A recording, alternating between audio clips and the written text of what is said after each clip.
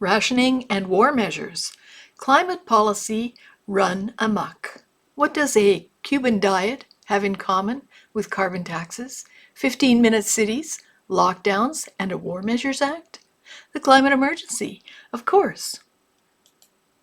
Hi, I'm Michelle Sterling, and tonight I'd like to give a presentation, a recorded version of a presentation that I did live for the Clare's Home Stavely chapter of the Alberta Prosperity Project.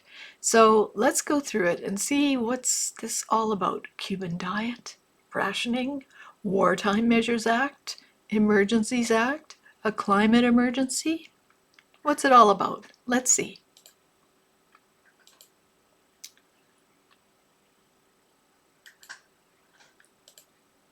So first of all, you should know that climate activists want a wartime economy. This book, A Good War, was written by Seth Klein. He's related to Naomi Klein. And I believe it was co-funded by the McDonald Foundation. He did get a grant for about $75,000. I don't know if any war vets have ever gotten grants for that kind of money. So that's one version here. And the other one would be this item by Ezra Silk, who used to be with Greenpeace.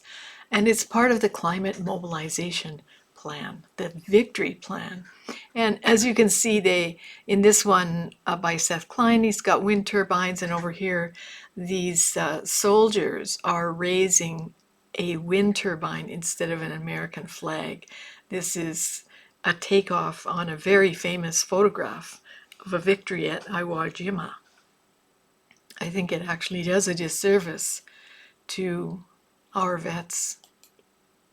Anyway, so we have to welcome you to Rationing and Nudging for Net Zero.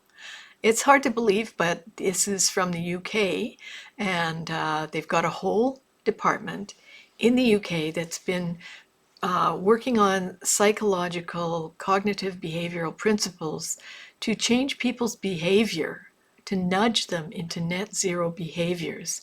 And another aspect of that is rationing and climate change mitigation. These authors think the situation is so serious that we should ration people, and they think it would be great because people like rationing because it's fair and equal. And I have mentioned before in a previous Alberta Prosperity presentation, this report, which was put out by a group called AROOP, it was called Deadline 2020, and it was issued in 2016. And they think that everyone should have a personal carbon ration of only 2.9 tons carbon dioxide equivalent per person by 2030. So do you have any idea how much a per capita measurement of Canadian carbon use would be at the present time? It's about 16 tons CO2 equivalent, not 2.9. And Cuba is a place that operates on a 2.4 ton CO2 carbon footprint per capita. So just imagine what that would mean for you to go from 16 tons down to 2.9 tons CO2 equivalent. Let's go on.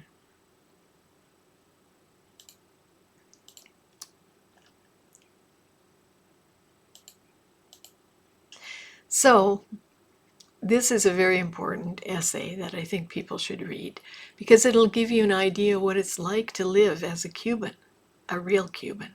This was written by a fellow named Patrick Sims, and he went to Cuba in 2010 thinking that he could live for a month as a Cuban.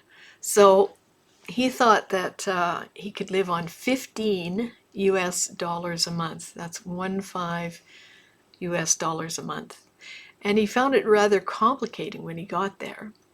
So just wanted to mention, though, written long before carbon rations were a thing, Sims revealed a world where Cubans now scrape by on about 2.4 tons carbon dioxide equivalent per capita in a warm country.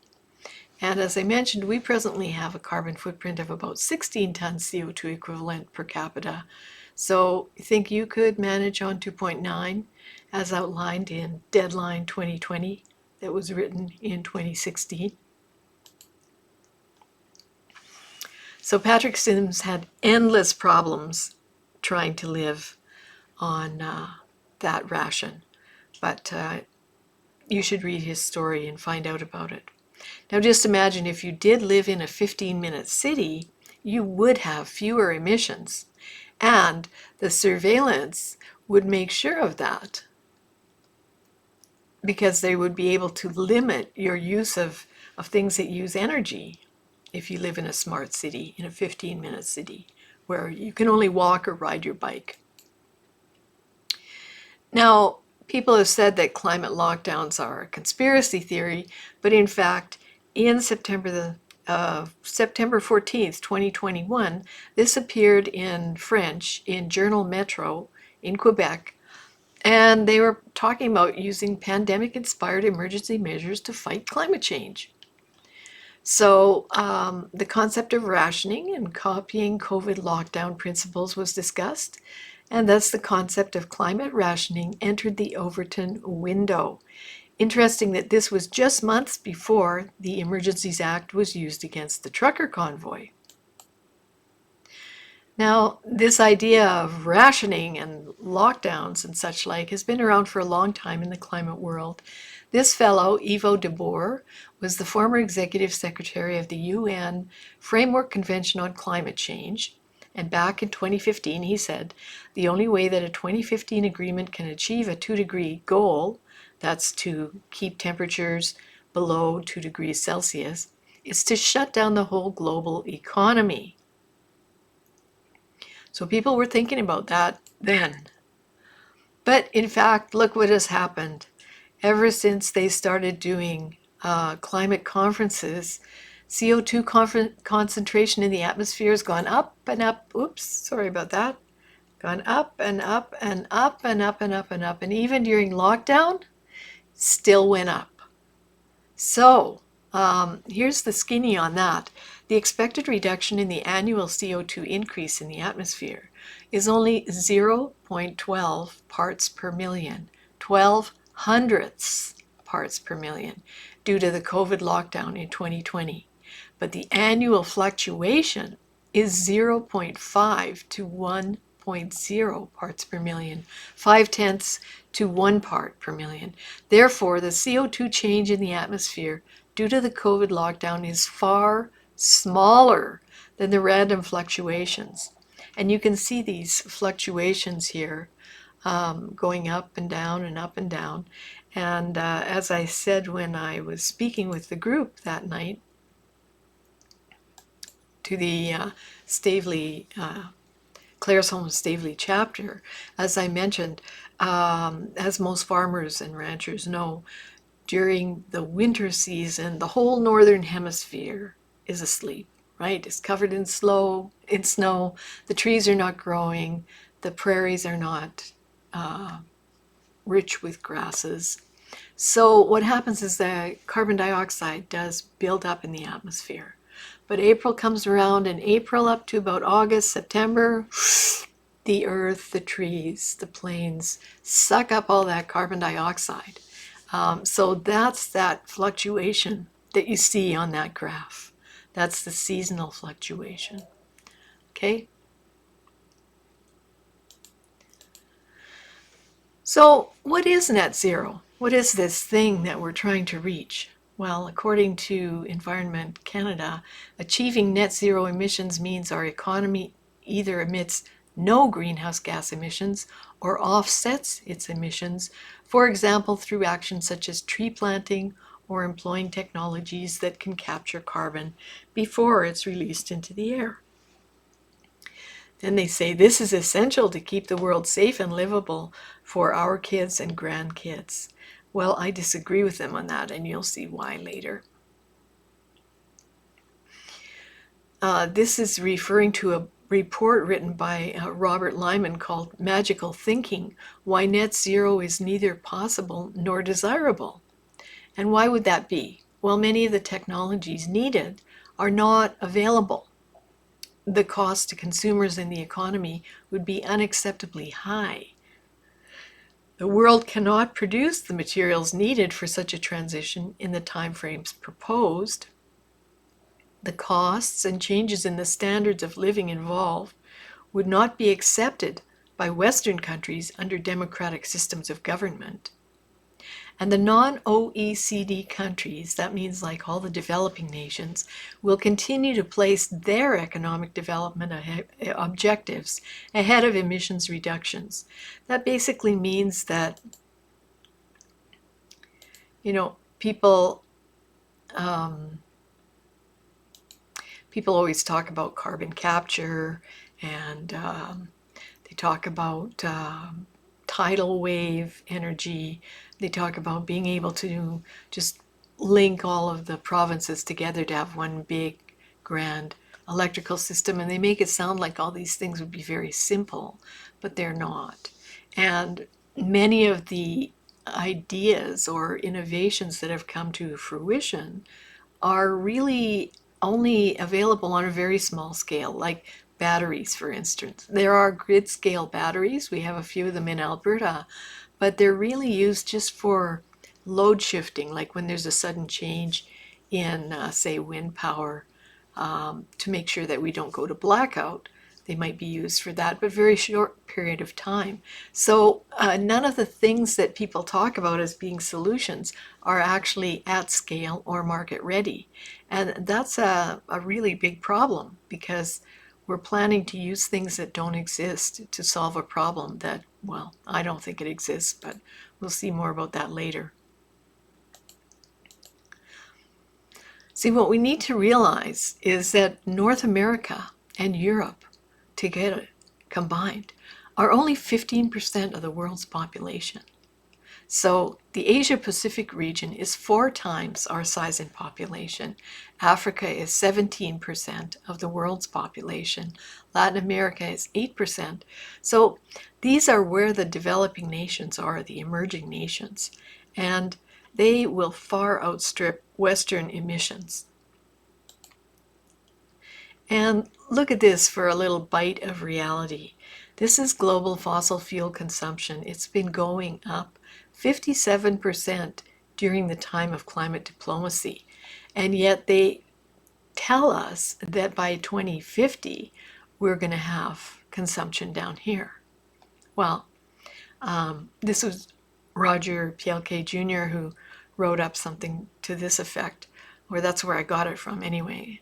There are roughly 12,000 days until 2050, and the world will use more than 11,000 million tons of oil equivalent energy in 2017. So it's a little bit outdated, but the numbers are pretty close today.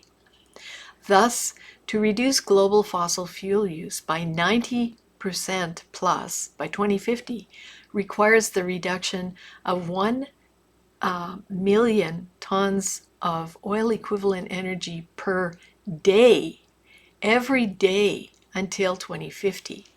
And so this lists off what is equivalent to 1 million tons of oil equivalent energy. So we would not be able to turn these out every day to replace this. So that's impossible. And this is another reason why Net Zero 2050 is magical thinking. This is total energy consumption by source, or supply by source, for Canada. And you can see here, this is coal, this is natural gas, this is nuclear, this is hydro, this is biofuels and waste, the kind of gold band here, and this is oil in this sort of orange. And there's a very, very, very thin yellow line here. That's wind and solar. So obviously we're not going to be running the country off wind and solar overnight. It's impossible. It took us more than 100 years to build up this infrastructure, and we're not going to be changing to wind and solar overnight. Now you may be wondering, how did we end up in a climate emergency? Well, it's called misuse of RCP 8.5. So RCP 8.5 is a term that refers to representative concentration pathway. So this is a series of scenarios that were designed by researchers only for research. They were not intended to be used as policy pathways. And so the researchers came up with these various inputs. Sometimes what happens if we have more population? What happens if we burn all the coal in the world? What happens if we quadrupled our oil use? And what happens if we had 3 billion more people? Well, that's RCP 8.5, and it comes out like a scary, big, high number, and very hot. So when you hear people say there's a climate emergency, that's what they're referring to. But it turns out that that's an implausible scenario. It was never meant for policymaking in the first place. It was just meant for research. But what happened is these rather wealthy green billionaires got together with some environmental groups, and then they proliferated this RCP 8.5 through a report called Risky Business, calling it business as usual when it's not. It's implausible. So that's what's happened, is that this report has proliferated through the finance industry, through government, through ENGOs, and even through the science community. And this has become the most popular, most used scenario to base scientific research on, when it's actually implausible. And actually so is RCP 6. So you can imagine, if you get rid of these two, if you block these two off, there's no climate emergency, right? And frankly, we're not the problem in the world. China emits in 1 month what Canada emits in a year and a half. And you can see over here China's emissions. Canada would be somewhere down here, very close actually to the bottom line. So our emissions are very small. They're 1.6% of the world's GHG emissions. And it's almost like people are mesmerized by this idea of the 1.5 degrees Celsius. But that's actually not even a scientific target. It's a political target. Now, the Claresholm Stavely group had asked me a bit about CCUS, that's carbon capture underground storage. And this excerpt comes from a JP Morgan report, where they noted that it should be noted that after 20 years of planning, subsidies, and political promotion, by the end of 2020, carbon capture and storage facilities stored just 0.1% of global CO2 emissions. And there's another report from Princeton, and they were planning to build out a huge pipeline network of CO2. But if you compare that to the annual oil production and the mileage of pipelines, you can see that this is an impossible equation. And it's just not going to happen. The other thing is that claims of reaching net zero 2030 or 2050 are equally laughable. Why? Because there's no supply chain. So this report was done by a fellow named Simon Michaud, and he simply extrapolated the amount of metals, the special metals, the critical metals used in global metal production in 2019, and extrapolated it out to these goals. And here's what you find. It would take 9,920 years to produce the lithium required. It would take 189 years to mine the copper, 400 years to mine the nickel, etc., etc., etc. So you see, for mining is a very complex field, because it takes a long time to get a mine up and running. So, you've got lots of people who have gone out and surveyed and found certain deposits of minerals, but they have to be confirmed as being viable, because you might find a little deposit, but are you really going to spend billions of dollars to start a mine there if there's not sufficient material to make it profitable? Then you have to get approvals at every level of government. You have to build up the infrastructure. You maybe have to build a road in, clear forests, build in power lines, or build a power plant for the location, depending on the need. You got to hire the people. You've got to commission these huge machines, which I don't think you can really just buy off the shelf. Anyway, it takes about 12 to 16 years just to get a mine operational. So that's already going to put us past the 2030 deadline. And a lot of these critical minerals are in very difficult places to mine. And they're extremely complex processes, very toxic. So I think that this is really a great reality check because, there's no need for us to have such a ridiculous timeline. And in fact, there's no need to do any of this at all, because since 2014, the scientific evidence has shown that carbon dioxide is not the control knob that can fine-tune climate. It does have a slight warming effect, but it's really not the control knob. Now, there's a group of scientists and scholars called ClinTel, and they also say there's no climate emergency. There are more than 1,500 signatories. You can go on their website. You can read the World Climate Declaration, which explains the viewpoint of ClinTel in some straightforward language. They have quite a few other reports. They always have new stuff coming up over here, interviews with scientists. So when people tell you there's a consensus and 97% of all the scientists in the world agree, that's not true. There's no consensus, and these people actually dispute this claim of consensus, and they do so with scientific evidence. So anyway, that's the end of my presentation. If you'd like to know more about my work, you can go to my website. I really appreciated being able to present to the Clare's Home Stavely chapter of Alberta Prosperity Project. I think you're doing a great thing with Alberta Prosperity Project, educating Albertans and giving people some insights on the many different issues that face us today.